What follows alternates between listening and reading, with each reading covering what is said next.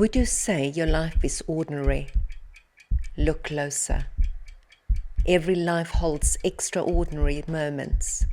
Not every story makes the headlines.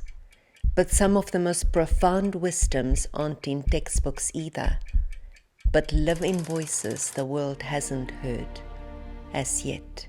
Literally a suitcase. Sometimes you need to fail multiple times. All had knives around me. And he says, "I'm sorry, my baby, you won't get hold of him."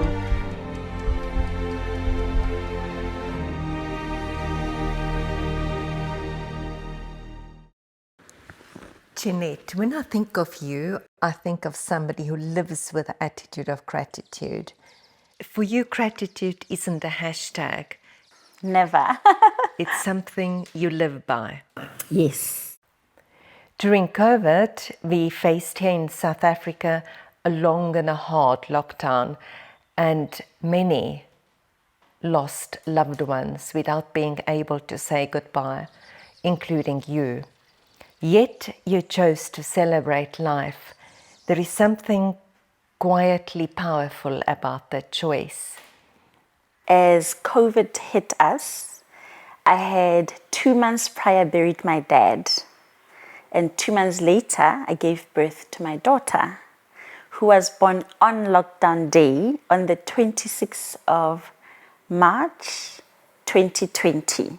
Immediately when my dad passed, I immediately automatically switched into, again, the gratitude stage where I thought to myself, he was in his 70s, I had him my whole life, we had a beautiful relationship, he loved me, he had time for me, and his love carried me and shaped me to the woman I am today because I had a very present dad. So his loss, as opposed to me really grieving with pain, I grieved with gratitude and grace. I know it's such a oxymoron of the two together, but I really did. I thought to myself, I could cry for my dad, or I could celebrate the life he had. I could celebrate the man he was. And it's easy to talk about celebrating something in that difficult environment until you have to. And I needed to do that. So the one thought was, I cannot afford to go into depression. I'm carrying this life that I need to bring to this world. So I recognized him no longer physically being there, but I never allowed the depth of loss in that period to sink in. But whenever I am caught, when I do miss my dad, I miss him and I cry for him and I cry about him. But I have my daughter who has this big personality. She walks in the room and you know she's there. And in many ways, I almost see God saying, I see you. I know how much you loved your dad. And now I've got this love from this little person, which almost is a reminder of how much my dad loved me. So I mean, things could have gone both two ways. Either my daughter was a reminder of a dark period in my life when I lost my dad, or I could have just rather concentrated on being grateful for her and the fact that I had my dad. So when I celebrate my daughter's birthday, I celebrate double. You honor my dad and I get double extra smiles because my daughter is a reminder of the light my father was. The kind of gratitude we don't talk about much is the kind that aches. Last year, I lost 3 family members. Especially hard for me was to deal with the passing of my niece. She lived in another continent, and by the time I got there, she went in coma. It took me a very long time to reframe that I only had 15 minutes with her to I'm grateful I had this 15 minutes with her. However, it still left lingering something unfinished. And we often talk about closure, Yet I do question, does grief ever becomes complete? I'm getting goosebumps listening to your question and reflecting, because I didn't think I would be this emotional, but I think grief comes different stages in different ways. Thinking of my dad now, there's an ache in him physically not being around anymore, but in the same breath as I feel that ache, there's also a joy that comes with remembering him.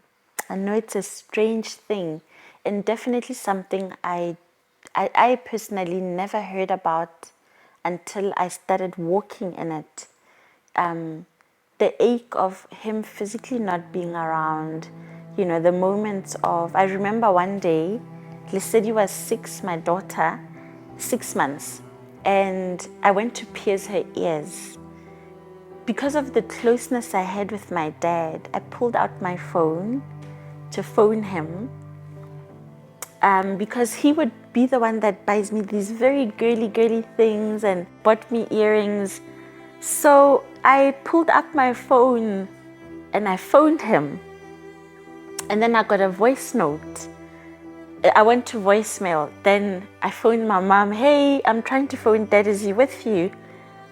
I mean, this is 6 months, 8 months later, and he's late. So it was in that moment I look at my daughter, and she's pretty and a little girl with her earrings, and I wanted to share that moment with my dad. Most of my firsts I would share with him. That was one of them. And I remember just thinking, oh, he's not here. And the realization came when my mom didn't answer me. When I phoned her to say, Mom, I'm trying to phone Dad. I just pierced Lesedi's ears. And he says, I'm sorry, my baby. You won't get hold of him. But immediately after, as how the tears are flowing on my face, I'm in a shop. I'm holding this baby. She started crying. I had to find somewhere to sit and give her a bottle, calm myself down, and then calm her down. And that's how grief has showed up in my doorstep. And even in those moments, a little bit of joy came in realizing I had someone for a very long time that I could share my firsts with. And I was grateful for those moments I had, as opposed to sitting and crying to a point of not being able to take care of my daughter. Jeanette, you have a strong roots in Lesotho, but you grew up in a mining town, Welkom, in South Africa, in a fairly large family, and times were not always easy. Would you take us to your childhood? You mentioned previously you had a strong presence of your mother and father and how that shaped your identity. That was a huge contribution to how I do life today. Having had both my mom and dad in the same household, both very present in our lives, has been a massive gift for me. So we grew up poor, typically, as we all have our own story. But knowing that I was loved and I was wanted, even when I went to bed with an empty stomach, the love almost covered up that I hadn't eaten. It didn't affect me, and it formed my identity, contributed hugely to my identity, my confidence in how I show up in the world. And yes, I may not have in terms of just your basic needs, but that does not mean I'm not wanted or I'm a burden on my mom and my dad. Having both my parents involved in my life, a huge foundation. I mean, something very interesting, I don't know how many ladies will connect with it, is my dad for me was a perfect man in such a way that when I was pregnant with my son, my first pregnancy, I ran to my dad. Dad, I'm pregnant. You're going to be a granddad. And then I told my mom after, or rather he told my mom. He was my go-to person. I think very highly of my dad, very, very highly of him, and not saying that he was perfect. I'll keep reiterating that. But his presence and who he was above mistakes he could have made, was above the challenges that came with him as a human being. I have more, I think I gained more out of his presence than I would have if he wasn't present. I write fiction novels, yet I aim to reflect real life issues, the emotional challenges, moral dilemmas, and complexities of human nature, and what shapes us.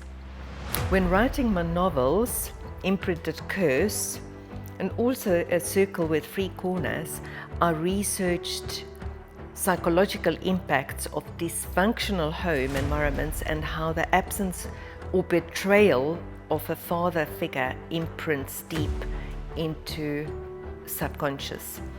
And those imprints remain and form fractured identities. I would like to read some of the statistics I came across. According to Human Science Research Council, in South Africa, more than 60% of children grow up without the biological fathers. In the United States, 85% youth in prison come from fatherless homes. Children who have absent father are at a higher risk of mental health issues. Boys are more likely to commit violent crimes. Girls face higher risk of early sexual activity and teen pregnancy. And many, too many, grow up doubting their worth. I can personally, and this is my experience, 100% agree with those statistics. And I will even give an example. So growing up in this poverty-stricken home, we were wealthy in love and in other ways.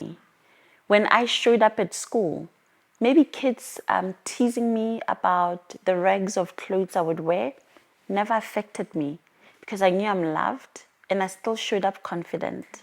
I would go to school without having eaten in high school, but no one would know because my mom would make sure that I was clean and I showed up presentable. Those are small things, but having had my mom there, walking me, for example, to my transport made a huge difference.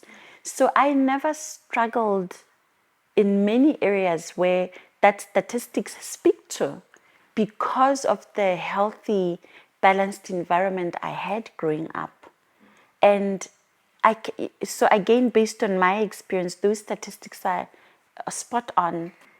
There is no better gift, I think, for any parent to gift their children besides presence. And presence does not mean you physically always have to be with them, but it's almost like the presence of knowing even if they're not there, they're still present. If I did something wrong, I can come to you and I'm safe, you're my safe space. When growing up with a struggle, survival is often the only focus. Some people stay in that mode forever, and others take a shortcut, the temptation. And they are the ones who are creators, who rise above the circumstances and struggles. How did you transition from surviving to creating? Taking your suitcase and going overseas. Literally a suitcase. So the journey started, look, I grew up in a very healthy environment of men. I have 4 brothers and plus my dad. So very healthy environment of men, very healthy environment of women. My mom understood her role and she was proud in carrying that. But I was always curious about what's more, especially looking at my circumstances. I already knew the alternative of staying where I was. We didn't have money for me to go to uni. So when I was 19, I finished matric, and around me, my friends were having children, different fathers. My one friend, very sad story, 3 children, 3 different dads, and all of them in prison for different things. And that's kind of the lifestyle I already knew I can fall victim of if I didn't do something about my future. So I had a plan, go abroad, because I didn't want to end up with children and contribute to the fatherlessness, which I believe is costing humanity greatly in today's life. And so I got a suitcase. I went to Pretoria. I waitressed. I got mugged in Pretoria. Firstly, 6 guys all had knives around me. Second time at gunpoint, I was thrown in the boot of a car, driven around.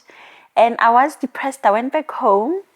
And after 6 weeks, I thought, I can't stay here and wait to die.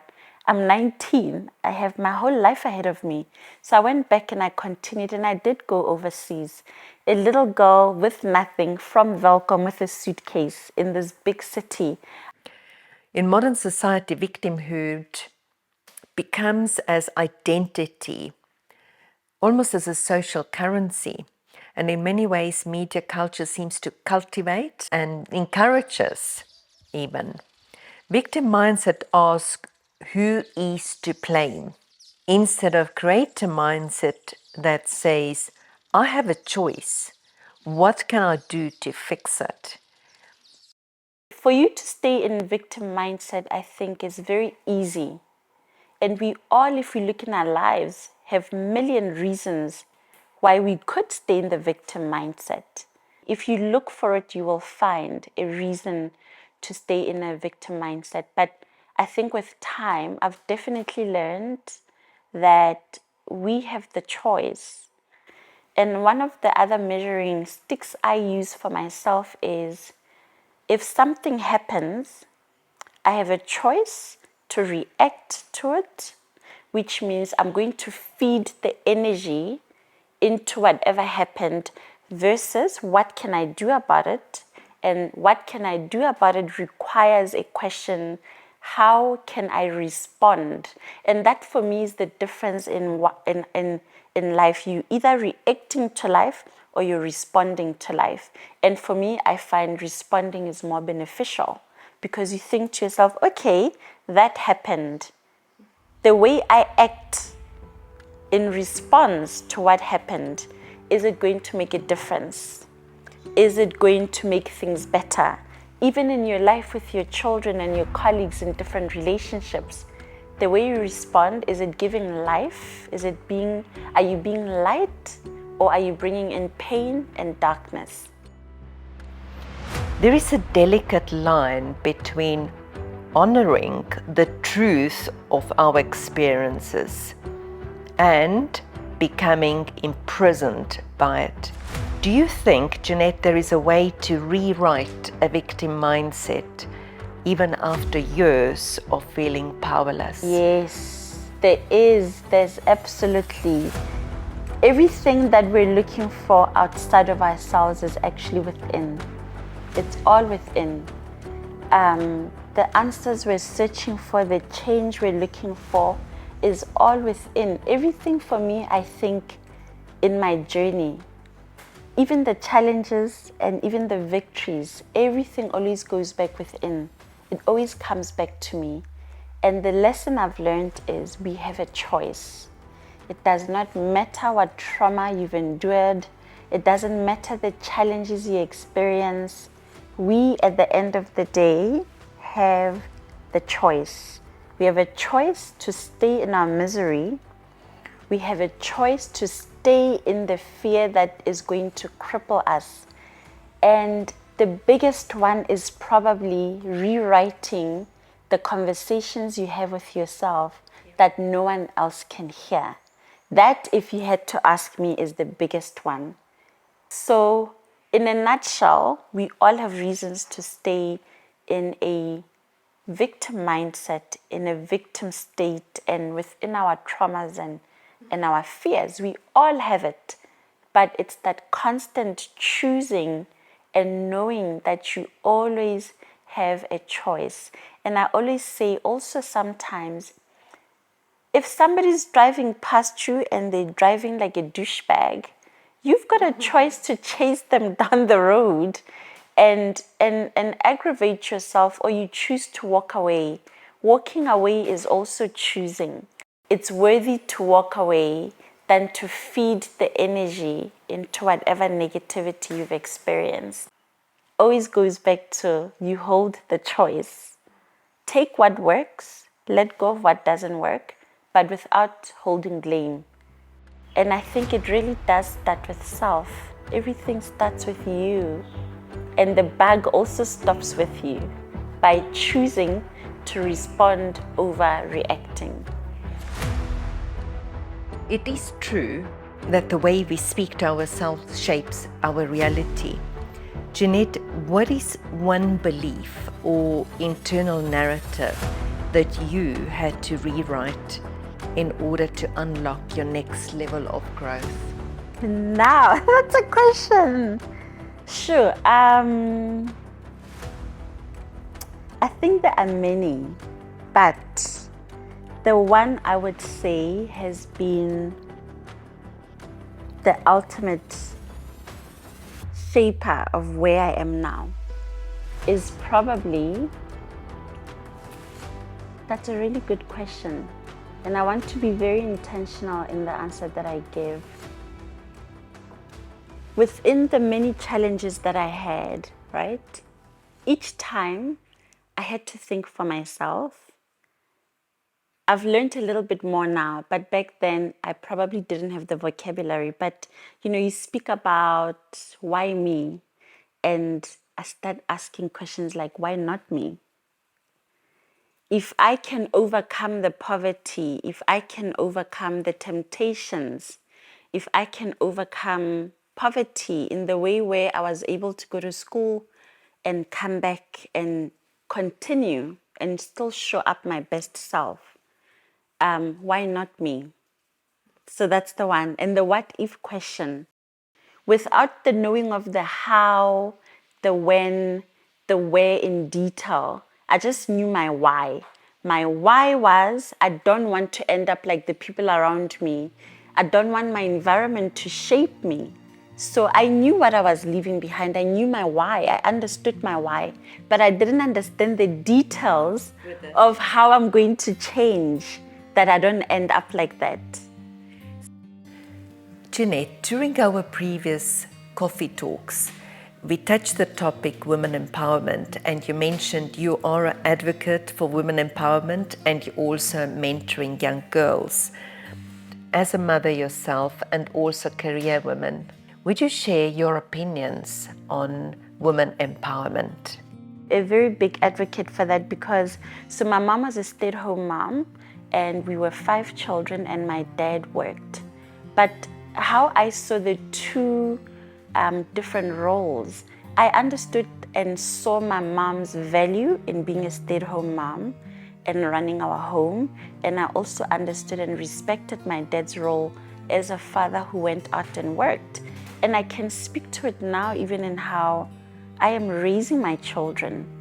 The foundation that I had has shapes how I do things in my own life and my own family. So for example, I believe in understanding our identity as men and women and the empowering of each identity and understanding the importance of each one. We are different and we all contribute differently, but we all hold our own value. So I am a huge advocate. If you want to be a stay-at-home mom, by all means, if it works for you, if you want to be going out there and taking on the corporate world and being a mom, I'm all for it. I'm all supporting it. If you are in an environment where the dad is the one that's going out and providing for the family, I'm all for it. And I believe in empowerment, especially for women, because for years and years, women didn't have the opportunities that we know they are very much capable of being able to take on. But as much as I believe in empowering women, I don't believe it should be at the cost of breaking men down. I believe there's a place for each one of us in this world, and to respect how valuable we are in our own identities. So I'm very passionate about empowerment. I'm a mentor, currently working with girls, but I also see the need where I've been challenging men and dads and some of the dads to also step in and empower our young men. Each of our identities and value complements each other in whatever structure it makes sense for each individual. But I don't believe in empowering either male or female at the cost of breaking down the other. We all have a place in the world and we all complement each other in different ways. Jeanette, you mentioned previously there was a profound moment in your life at the age of 16. Would you mind sharing what happened? Oh, yes.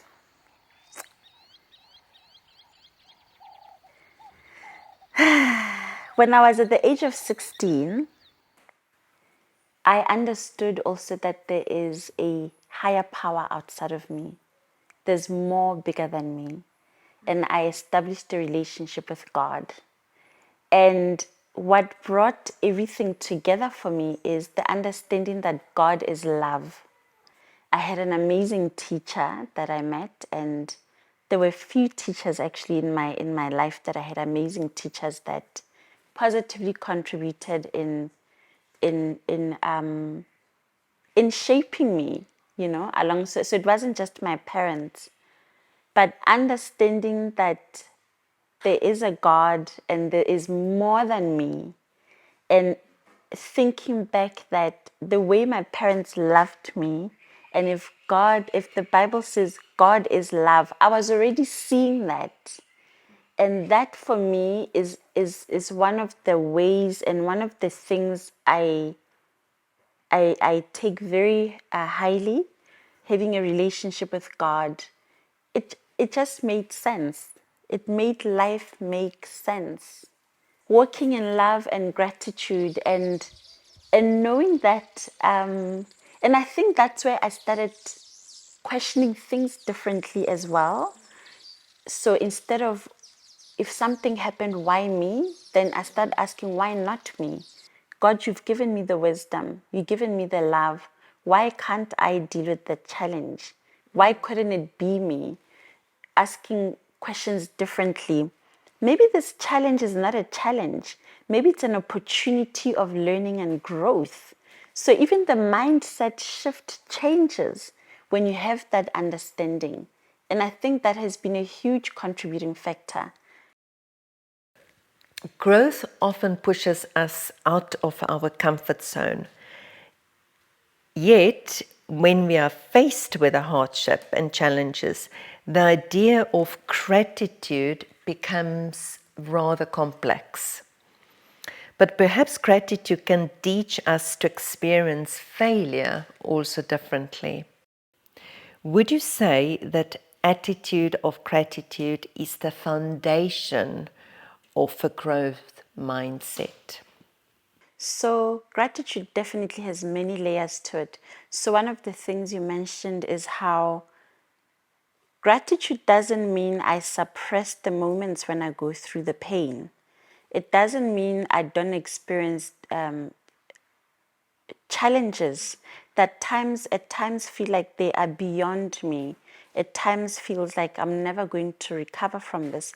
I definitely don't ignore the discomforts of life and cover it up with, oh, I'm just grateful, or it could be worse than this. No, no, no, no, no. I fully give 100% acknowledgement, but for me, the differentiating factor that I have realized I have to choose is not to stay in that sad place. And you also said gratitude teaches you to experience failure differently. So one, we do not suppress the emotions that come with our challenges. We don't pretend they're not there, but you definitely also experience failure differently. Now, how I go about failure is it only becomes failure if I don't learn from it, if I don't grow from it, if I don't come better, if I don't get better, if I keep repeating the same mistake, if I keep failing the same way, And I say it the same way because sometimes you need to fail multiple times in one area until you finally get what it is life is trying to teach you. So that's now my experience with failure. It only becomes failure if I don't learn and grow from it. Jeanette, you and the husband raising your children in a home where two deeply rooted cultural worlds meet. Your roots from Lesotho and your husband's from Ireland. How do you navigate those differences when it comes to parenting and partnership? Have you found that certain values from each cultural path strengthens the way you raise your children? So that's a very interesting question. It's usually only up until a point someone mentions it that we remember we're from very differently rooted backgrounds.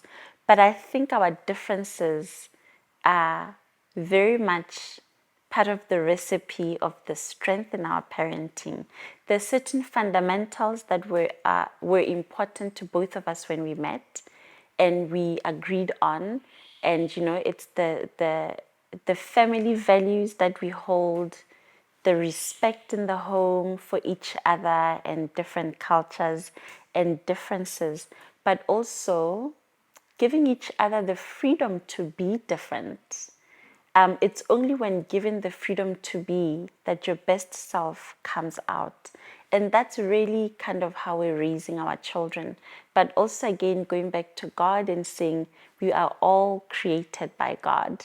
And yes, we are different, but our differences are not there to be a conflict, but rather to complement each other. So we share very similar values in parenting. We at times agree to disagree, but that's not to say it's a bad thing. It's just how it is. And I suppose, again, by the virtue of him being a man and I being a woman, we are different already anyway. Jeanette, I have a closing question for you. If your life was a novel, what title would you capture its essence and why? Beautiful question. Tough question as well. I think I have a few novels in my life. So the very first one, Mindset Transformation is Freedom. Mindset transformation is your freedom. The reason for that novel is our life is constantly transforming, right? The most consistent thing in our lives is change. But at the same time, the essence of who we are remains. But as the essence of who we are remains, it's constantly transforming. And I believe the biggest and the greatest transformation that we can experience as a being is that of the mind.